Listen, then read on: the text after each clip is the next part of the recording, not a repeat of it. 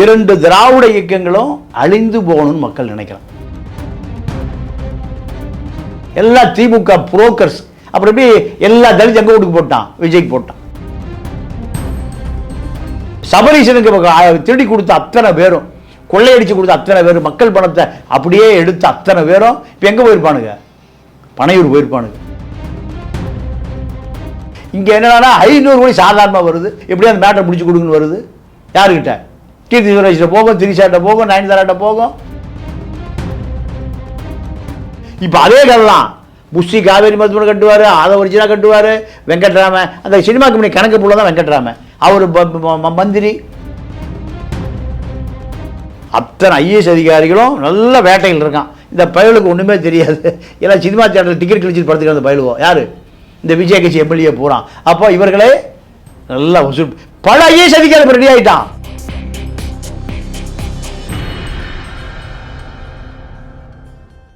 அறம் தமிழ் நேயர்களுக்கு வணக்கம். தேர்தல் முடிவுகள் வெளியாகி கொண்டிருக்கும் இந்த பரபரப்பான சூழலில் நம்முடைய இணைந்திருக்கிறார் மூத்த பத்திரிகையாளர் தமிழ பாண்டியன் அவர்கள். சார் வணக்கம். வணக்கம்.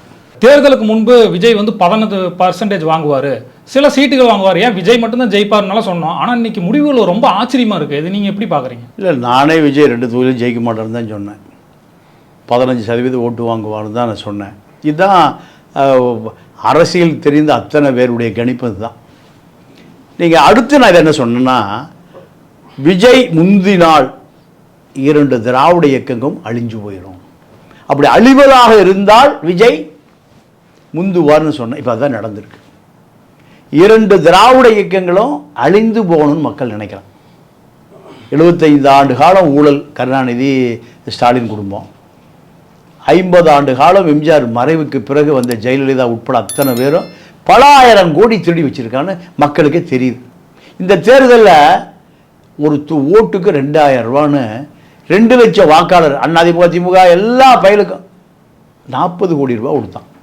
இதை இந்த மக்கள் பார்த்தான். 40 கோடி ரூபா ஒரு எம்எல்ஏ பணம் கொடுக்குறான் அப்படின்னா எத்தனை ஆயிரம் கோடி திருடி இருப்பான், இனிமேல் திருடுவான். இதை பார்த்த மக்கள் தான் என்ன பண்ணுறான், பணமே கொடுக்காத விஜய்க்கு, சட்டி போட்டி அண்டா குண்டா கொடுக்காத விஜய்க்கு ஓட்டு போட்டான். இல்லை, சில இடங்களில் கொடுக்குற நம்ம செய்திகளை பார்க்குறோமே. இல்லை, கொடுக்கல. விஜயை பொறுத்த வரைக்கும் போடாட்டி விட்றான் அந்த மனநிலையில் தான் இருந்தார். இப்போ நிறைய திட்டங்கள் வருது. பெண்கள் உதவித்தொகை திட்டமாக இருக்கட்டும், மகளிர் இலவச பஸ்ஸாக இருக்கட்டும், இதெல்லாம் மீறியும் விஜய்க்கு ஒரு ஓட்டளிச்சிருக்காங்கன்னா நீங்கள் இதை எப்படி பார்க்குறீங்க? இதெல்லாம் ஊழல். அதாவது மக்கள் என்ன பார்க்குறாங்கன்னா, 100 டிஎம்சி தண்ணி கடலில் போய் கலக்குது வருஷம். சொரணை உள்ளவனாக இருந்தால் திமுக ஆட்சி எப்போ ஒழிச்சிருப்பான். அதில் மணல் திருடுறதுக்காகவே முதலமைச்சர் அலுவலகமே என்ன பண்ணுறான், அதில் செக்டம் கட்டாமல் வச்சுருக்கான். இது மக்களுக்கு தெரியாதா? நீங்கள் ஒரு 200 கோடி ரூபாய் செலவு பண்ணீங்கன்னா 100 டிஎம்சியை எங்கள் காவிரியிலேயே தேக்கி வைக்கலாம். கேரளா பூரா செக் டேம் கட்டியிருக்கான், கர்நாடகாவில் செக் டேம் கட்டுறான், ஆந்திராவில் செக் டேம் கட்டுறான், இங்கே மண்ணு திருடுறான். இந்த மீடியாவில் இருக்கிற அயோக்கிய பயலுக இதெல்லாம் காமிக்கிறது இல்லை. ஏன்? இந்த அரசியல் கட்சிக்காரன் மீடியா வச்சுருக்கான். சன் டிவி ஆகட்டும், கலைஞர் டிவி ஆகட்டும், கள்ள லஞ்ச பணத்தில் உருவாக்குனது தான் அந்த கலைஞர் டிவி. அதுக்கு ஒரு பத்திரிகையாளராக இருந்த ஆனந்த விடலில் இருந்தால் இன்றைக்கி 300 கோடி ரூபா சம்பாதிச்சிருக்கான் திருமா வேலன். எந்த செய்தியும் மக்கள்கிட்ட கொண்டு சேர்க்க மாட்டான். அப்போ இதெல்லாம் பார்க்குறான்ல மீடியா. திமுக ஜெயிக்கணும், எங்கே திமுக ஜெயிச்சுதா? இனி இந்த மீடியாவை காரி துப்புவானா இல்லையா மக்கள்? இவனுக்கெல்லாம் புரோக்கர்கள், தரகர்கள், இந்த சிபி செந்தில் போன்ற அயோக்கிய பயலுக, வள்ளியூரில் சுண்ணாம்பு காலவா வேலை பார்க்குற பயலுகள்லாம் மீடியான்னு வந்துட்டான். அப்போ மக்கள் பெரும் கோபம் தான் விஜய்க்கு ஓட்டு போட்டிருக்கான். இந்த இடத்துல திருமா இருந்தால் திருமா தான் முதலமைச்சர். திமுகவை சொம்பு தூக்கத்திலேயே வாழ்நாள் முழுக்க கழிச்சிட்டார். இப்பயே ஒரு சில இடங்கள் தான் முன்னிலைனே வருது. ஒரு சில இடத்துல ஒன்றும் தேராது. பேசாம கட்சியை ரவிக்குமார் கொடுத்து அவர் அது ஒரு பிஜேபி ஆக்கிடுவார். அங்கே இருக்கிற பூரா புரோக்கர்ஸ், பனையூர் பாபு, எஸ்எஸ் பாலாஜி, ஆளூர் சாணா, எல்லா திமுக புரோக்கர்ஸ்.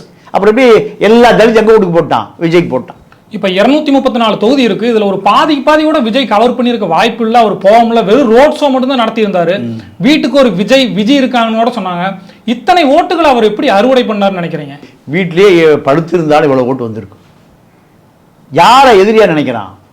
இந்த 2 திராவிட இயக்கங்களை எதிரியாக நினைக்கிறான். அத்தனை பேரும் ஒரே ஒரு சின்ன ஓட்டுக்கு 2000 2 லட்சம் பேர் கொடுக்குறானுங்க. இந்த பணம் ஏதுன்னு கேட்குறான் அவன். விஜய் பணம் ஆகிட்டா ஓட்டு போட்டான். விஜய் ஆட்கள் பணம் வாங்கியிருக்கான். திமுக 2000 வாங்கியிருக்கான், அண்ணா 2000 வாங்கியிருக்கான், 4000 வாங்கியிருக்கான், 40 80 கோடி ரூபா வாங்கியிருக்கான். யாருக்கு ஓட்டு போட்டிருக்கான்? விஜய் வீட்டுக்குள்ளே இருந்தாலும் ஓட்டு போட்டிருப்பான். இது யாரு மேலே உள்ள கோபம்? திராவிட இயக்கங்கள் மீது உள்ள கோபம். இப்போ விஜய்க்கு இனிமேல் என்ன இருக்கு, என்ன அரசியல் இருக்குன்னா, இப்போ பிடபிள்யூ கான்ட்ராக்டர் ஒரு 500 கோடி எடுத்துகிட்டு போயிருப்பான்னா செங்கோட்டையனை பார்த்துருப்பான். ஹைவேஸ் கான்ட்ராக்டர் 500 கோடி எடுத்துகிட்டு போய் செங்கோட்டையனை பார்த்துருப்பான். டாஸ்மார்க்கு சாராய ஆலை முதலாளி இருக்கல்ல, 50,000 கோடி ரூபாய் வருஷம் சாராய வியாபாரம், அவன் ஒரு 500 கோடி எடுத்துகிட்டு போய் செங்கோட்டையனை பார்த்துருப்பான். அத்தனை சபரீசனுக்கு திருடி கொடுத்த அத்தனை பேரும், கொள்ளையடிச்சு கொடுத்த அத்தனை பேரும், மக்கள் பணத்தை அப்படியே எடுத்த அத்தனை பேரும் இப்போ எங்கே போயிருப்பானுங்க? பனையூர் போயிருப்பானுங்க, செங்கோட்டையன் பேசிட்டு இருப்பானுங்க. இப்போ விஜய் எங்காவது மாட்டலாம், சன் டிவியில் பக்கமாக வரும்.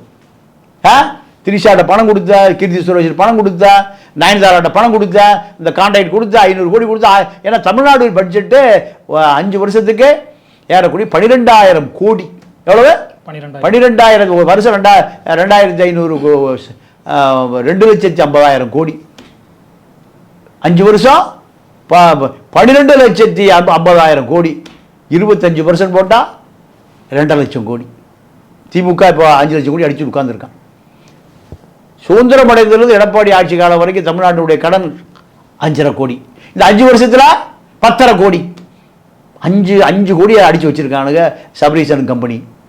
இப்போ அத்தனை கான்ட்ராக்ட் எங்கே போயிருப்பான்? விஜய் வீட்டுக்கு போயிருப்பான். யார் மூலம்? ஆதவர்ஜனா மூலம் பார்த்துருப்பான், பாதி பேர் செங்கோட்டையன் மூலம் பார்த்துருப்பான். இப்போ முதலமைச்சர் பதவி ஏற்றவுடன் சிஎம் ஆஃபீஸில் என்ன பஞ்சாயத்து நடக்கும்? இவர் பிடபிள்யூ கான்ட்ராக்டர், இவர் 1000 கோடி கொடுத்துருக்கார். இவர் ஹைவேஸ் கான்ட்ராக்டர், இவர் 1000 கோடி கொடுத்துருக்கார். இவர் டாஸ்மார்க்கு சேர்மன், இவர் 1000 கோடி கொடுத்துருக்கார். ஒரு 10,000 கோடி பட்ஜெட், கவர்மெண்ட் பட்ஜெட் இல்லை, இந்த கள்ளச்சந்தை வியாபாரியே போய் கொடுத்துருவான். இதை சன் டிவி அப்படியே பார்த்துட்டு இருப்பான்,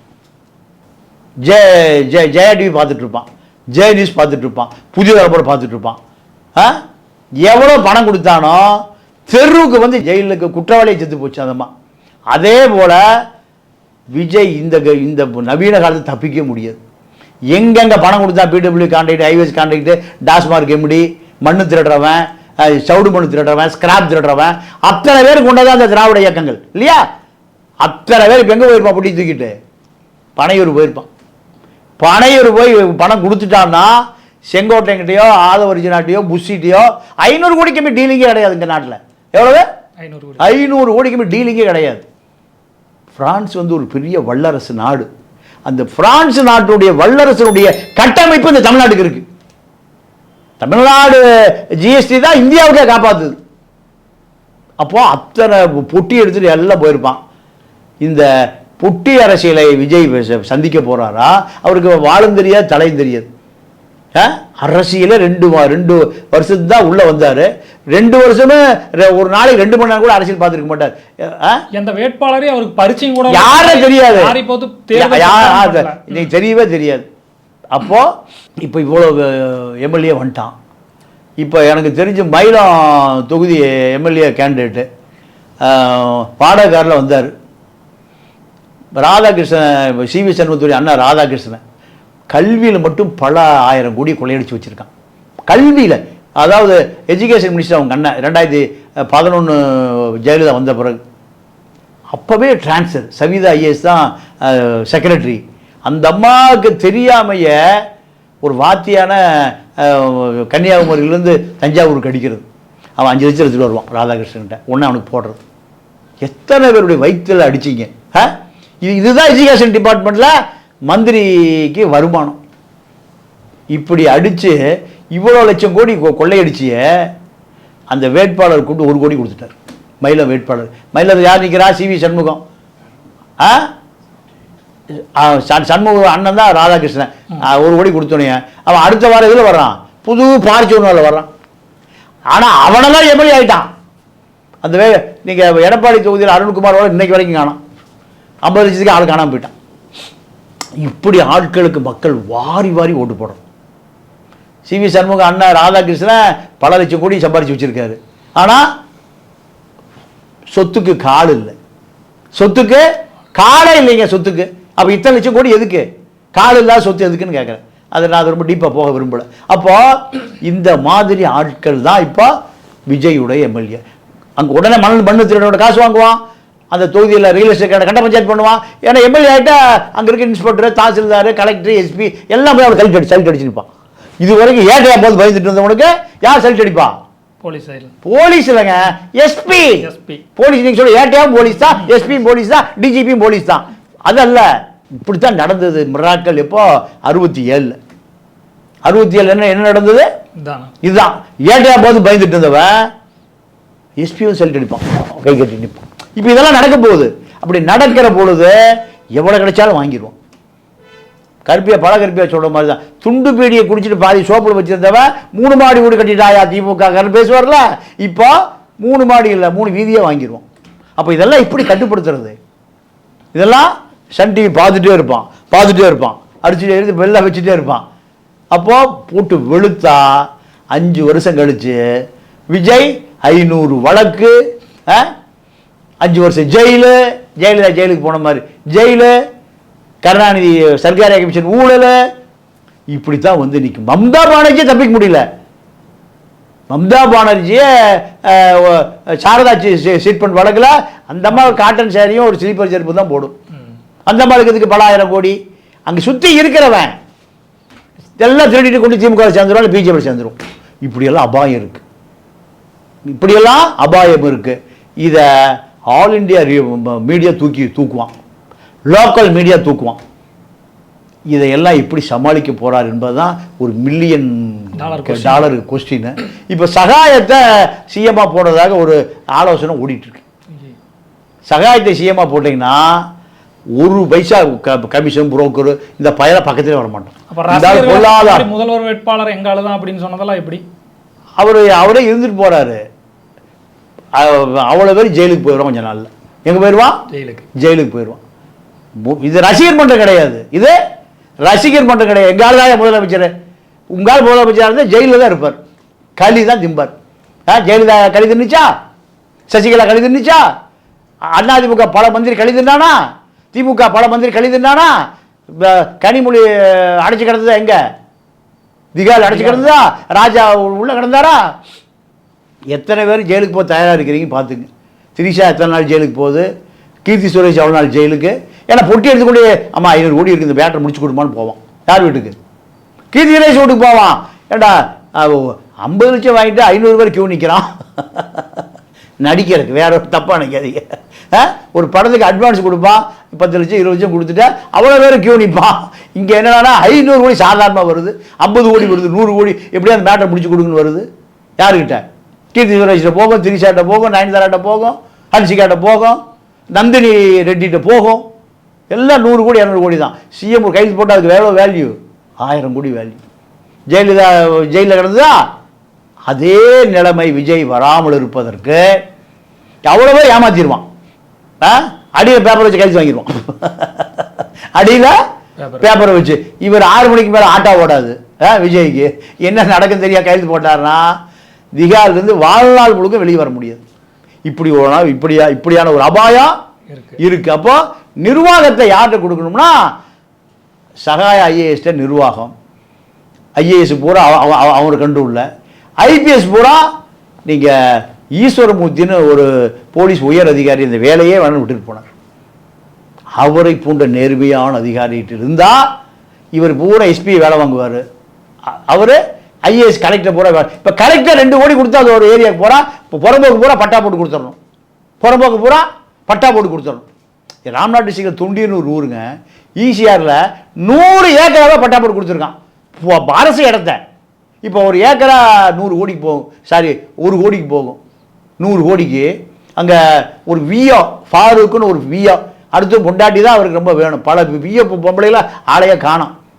ஏதாவது நல்ல பொம்பளை வந்து அந்த வீட்டுக்கு போயிடுவான். இந்த ஆள் அங்கே இருக்கிற ஆர்டிஓ டிஆர்ஓ கலெக்டர்கிட்ட ஆளுக்கு 1 கோடி 2 கோடி வாங்கி கொடுத்துருப்பான். அரசு நிலம் 100 ஏக்கராவை ஒரு தனியார் வேலி போட்டு வச்சிருக்கான், பட்டா போட்டு வச்சிருக்கானுங்க. மக்களுக்கு பயன்படுகிற 100 ஏக்கரா தொண்டி முறிச்சாலந்தோப்புன்னு ஒரு ஏரியா. அப்போது தமிழ்நாடு முழுக்க யாரை பிடிச்சா மண் அள்ளலாம், யாரை பிடிச்சா குவாரி எடுக்கலாம், யாரை பிடிச்சா ஜல்லி எடுக்கலாம், யாரை பிடிச்சா பிடபிள்யூ கான்ட்ராக்ட் எடுக்கலாம். 5 கோடி ரூபா வேலையை 1 கோடி கட்டி 4 கோடி வலிச்சிட்டு போயிடலாம். அவருக்கு 1 கோடி, இவருக்கு 1 கோடி. பார்த்து சென்னையில் எங்கேயாவது குண்டுங்குழி இல்லாத ரோடு இருக்கா? உள்ளாட்சித்துறையில் 10,000 கோடி ரூபாய் வருஷத்துக்கான வரி வருது. 10,000 கோடி இங்கே வேலை நடக்குதா? எங்கே பாரு காவேரி மருத்துவமனையாக மட்டும் மாறி போச்சு. இப்போ அதே கதெல்லாம் புஷி காவேரி மருத்துவமனை கட்டுவார், அதை ஒரிஜினா கட்டுவார். வெங்கட்ராமன் அந்த சினிமா கம்பெனி கணக்கு புள்ள தான் வெங்கட்ராமன், அவர் மந்திரி. அத்தனை ஐஏஎஸ் அதிகாரிகளும் நல்ல வேட்டையில் இருக்கான். இந்த பயலுக்கு ஒன்றுமே தெரியாது. எல்லாம் சினிமா தேட்டரில் டிக்கெட் கிழிச்சிட்டு படுத்துக்கிற அந்த பயலுவோ யார்? இந்த விஜய் கட்சி எம்எல்ஏ போகிறான். அப்போ இவர்களே நல்லா வசூல். பல ஐஏஎஸ் அதிகாரி ரெடி ஆகிட்டான். இதெல்லாம் எங்கே போய் நிற்கும்? பனையூர் தான். பனையூரில் நிற்கும். பனையூர் எங்கே போய் நிற்கும்? கொஞ்ச நாளில் புழலில் வந்து நிற்கும். இருந்தாலும் தாவேக்கால ஒரு குற்ற வழக்குகள் ஏடிஎம்கேக்கு அப்புறம் அதிகமாக இருக்கிறதும், வெளியே கட்சியிலிருந்து இருக்கிற ஆட்கள் தான் அதிகமாக இருக்காங்க. நீங்கள் திமுக அதிமுக மாற்றாத விஜய்க்கு மக்கள் போட்டாங்கன்னு சொன்னீங்க. அப்புறம் எப்படி இப்படி போட்டிருப்பாங்க? இவங்க ஆட்சிக்கு அது எப்படி இருக்குன்னு நினைக்கிறேன் நீங்கள்? இல்லைங்க, மக்கள் பாவங்க, அப்பாவிங்க. சீமானுக்கு போட்டாங்களா இல்லையா? சீமான் குடிச்சிட்டு விஜயலட்சுமி வீட்லேயே படுத்து கிடந்தான். பல விஜயலட்சுமி வீடு எனக்கு முகவரி எனக்கு தெரியும். மக்கள் 7% 50 லட்சம் பேர் ஓட்டு போட்டானே இல்லையா? போட்டானே இல்லையா? அப்போ என்ன காரணம்? எவனாவது ஒருத்தன் வரமாட்டானா? நம்ம பிரச்சனைலாம் தீர்க்க மாட்டானா? ஸ்டேஷனுக்கு போனால் அடிச்சே கொண்டாடுறான் அந்த அஜித் குமாரை. செல்ஃபோன் கேட்குறான், கொடுக்கலன்னா ஏடிஎம்கே ஆட்சியில் பென்னிசி ஜெயராம்ஜி அடிச்சே கொள்கிறான். இதுக்கெல்லாம் தீர்வு. பெண்கள் பூராமல் வெளியே போக முடியல. 44,000 கேஸ் இருக்குது பாலியல் வழக்கு, 7,800 கொலை வழக்கு. அப்போ இதெல்லாம் தீர்வு கிடைக்காதா? அவன் ஏன் அவன் உனக்கு தெரிஞ்ச ஒரே ஆள் யார்? அது இது திராவிட திருட்டு முன்னேற்ற கழகம். அது அத்தனை திருட்டு முன்னேற்ற கழகம் அங்கே தான் இருக்கான். எங்கே? வேலுமணி, தங்கமணி, வீரமணி எல்லா பேரும் அங்கே தான் இருக்கான். அப்போ இவன் 2 பேர் வேண்டாண்டா, நல்ல மனுஷனாக தெரியுறான், நல்லா அப்படின்னு மக்கள் ஓட்டு போட்டிருக்கான். இது எப்படி எடுத்துக்கொண்டு போக போகிறார்கள் என்பதை பொறுத்து தான் மக்கள்.